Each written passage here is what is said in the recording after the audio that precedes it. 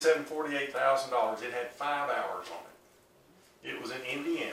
Me and Jocko got through working one night and drove all the way up there. We were there at 7 o'clock the next morning, bought that, and came back with it. Jerry Moon was in the office, and we sure miss him. He did amazing things for Falconhead.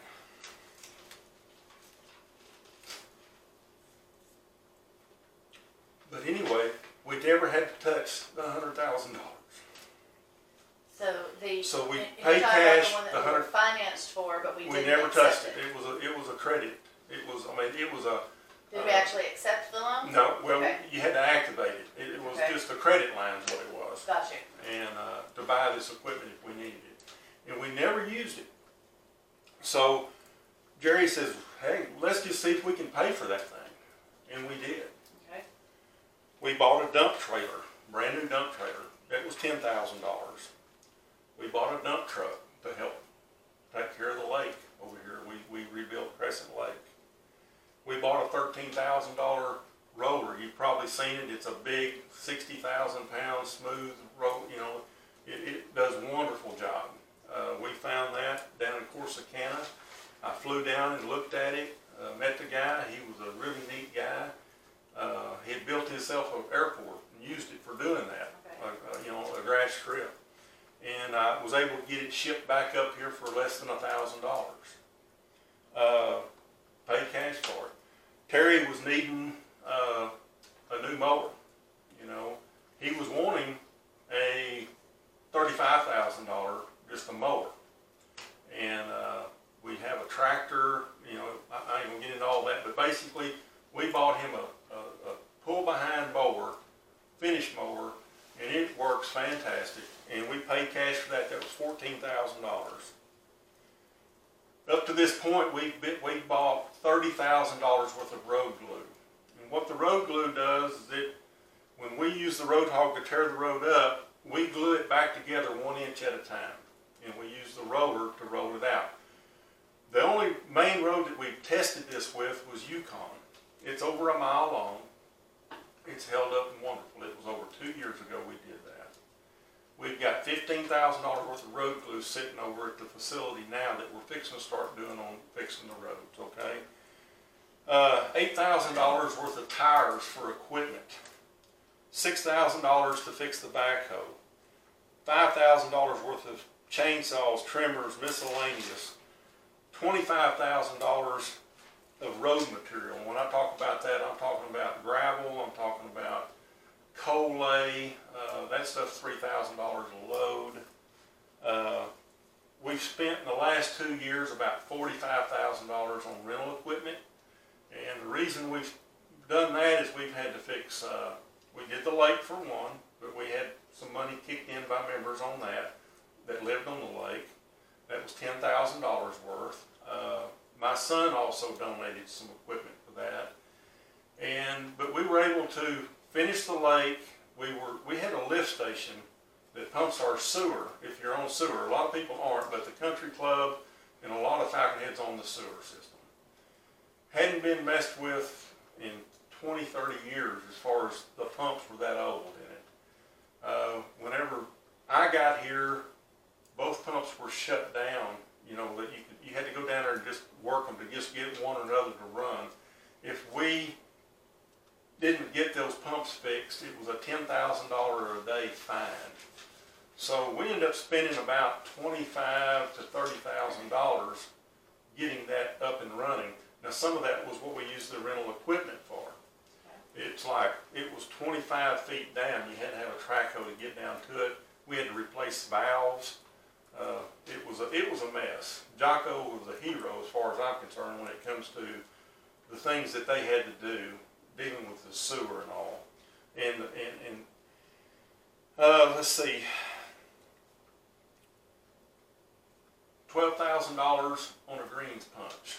You know, we were Terry's greens punch wasn't, 1 year I think it was 14 or 15, it tore the greens up really bad. I have that on minutes, yeah. And it tore them up, and So they started hiring it done. Well, every time they come in to do it, it was costing us $3,500, and you do that to it. Is that a seasonal thing? He wanted to do it 3 times a year. Okay. We were only able to do it twice a year. But if you did it 3 times a year, you could nearly pay for a new one, which was $12,000. So we got a new one. That way we don't have to worry about another schedule. We can just do it whenever he wants to do it. $9,000 on the Kubota tractor. They ended up buying a Kubota tractor, and that was $9,000. Is what the payments were for that year. It's going to be a 5-year payout. It was a $45,000 tractor, but you can do multiple things with the tractor. When you say tractor, I think tractor. Yeah, it's a big tractor. Oh, it's not a big one. It's got an air conditioned cab. Okay.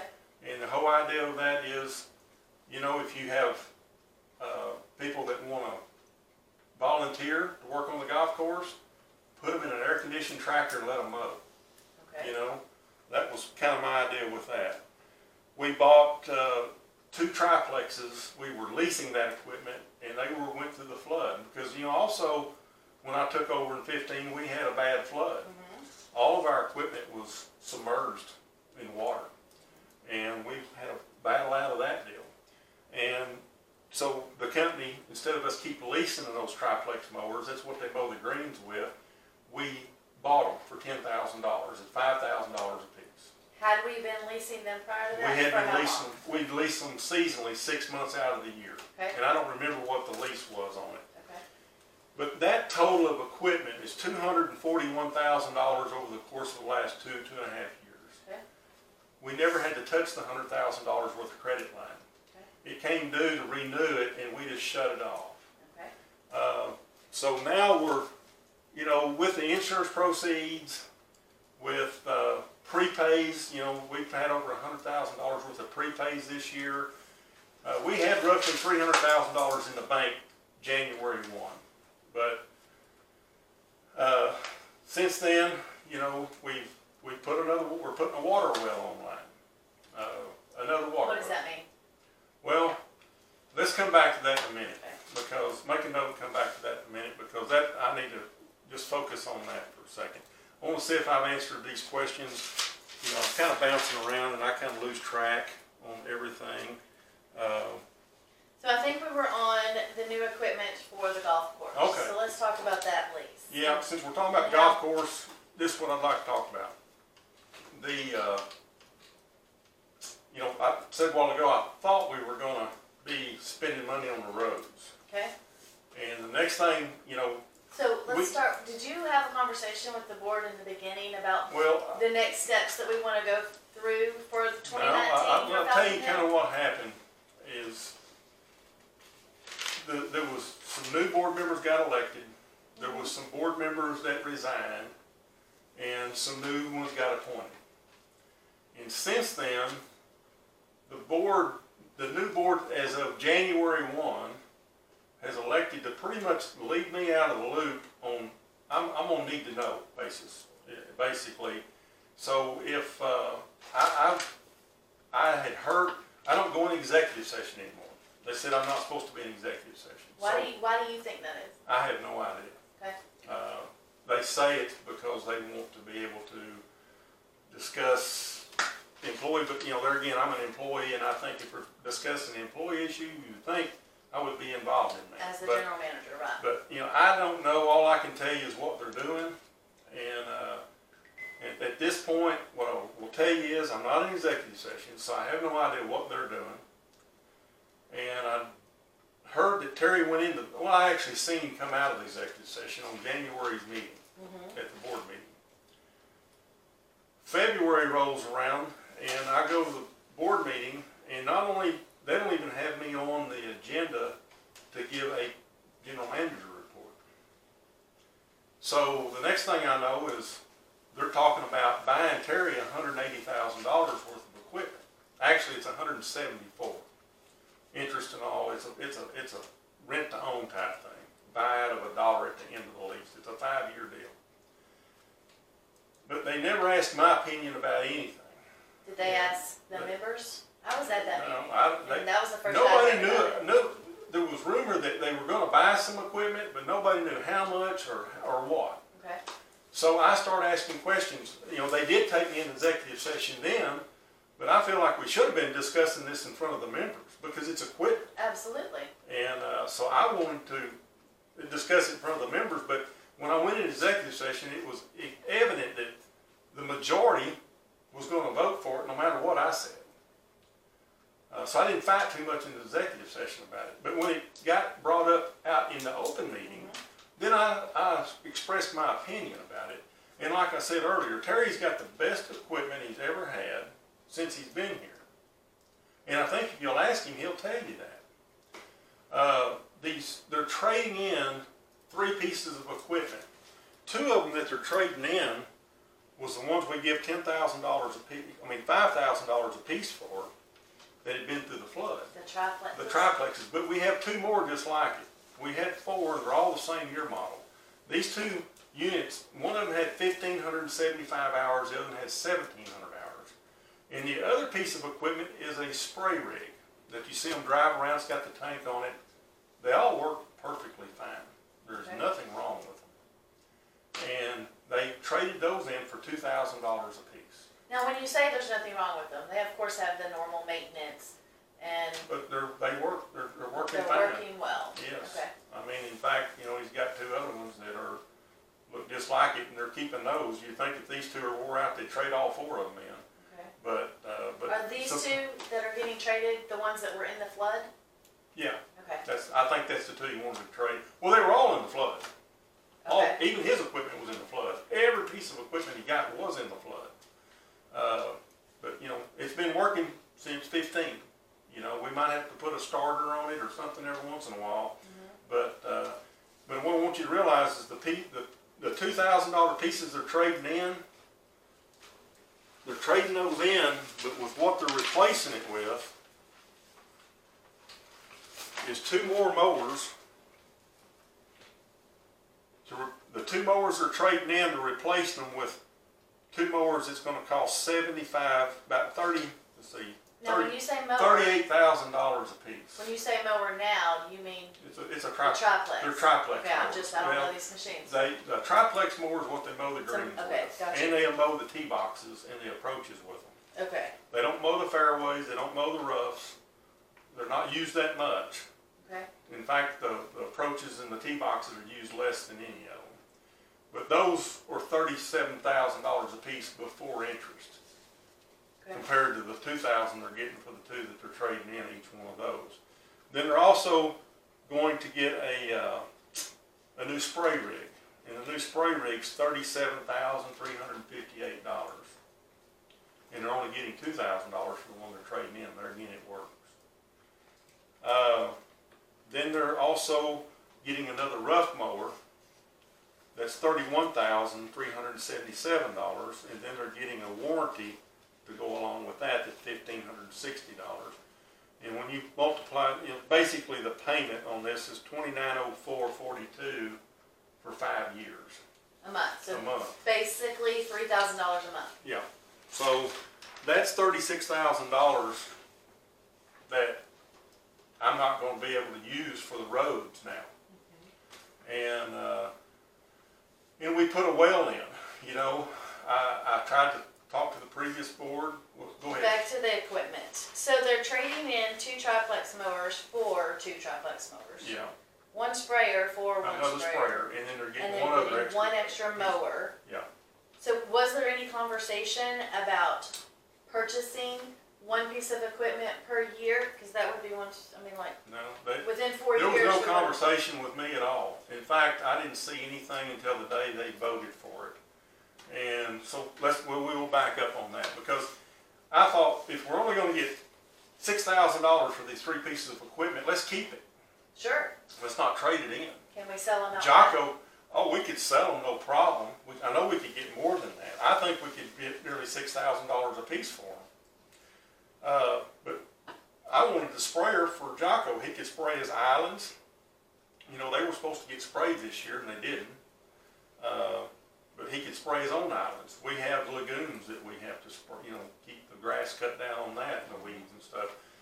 But whenever I approached the board, they wanted me to have a proposal to try to keep this equipment, and they said, that it was too late, that they couldn't go through, they couldn't wait. And I said, so I called. They didn't want me to call the company, but I called the company. So this was the February meeting, Yeah, the February board meeting. which was around the 8th or 9th, right? Yeah, I don't remember It was exactly. around that. It was 13th or something. I So think. then, a few days later, you're still talking to the board. About trying to keep this equipment. I thought, let's keep this equipment. And they said, well, so somebody says, well, it's already halfway through finance. Well, I talked to Misty, which is my secretary. She's the office manager.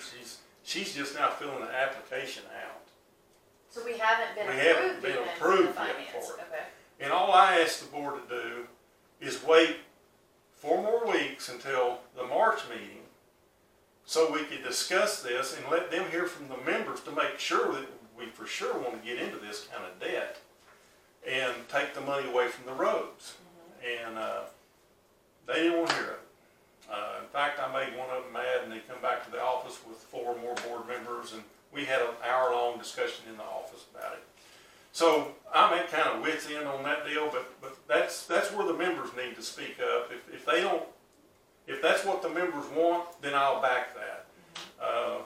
But understand, I've worked we've worked really hard for 3 years to get where we are today, to where we can finally start fixing roads. And the reason I want to talk about that, I know I'm jumping back off the golf course, but for $35,000, I could have bought a machine that puts the sealer down for chip and seal.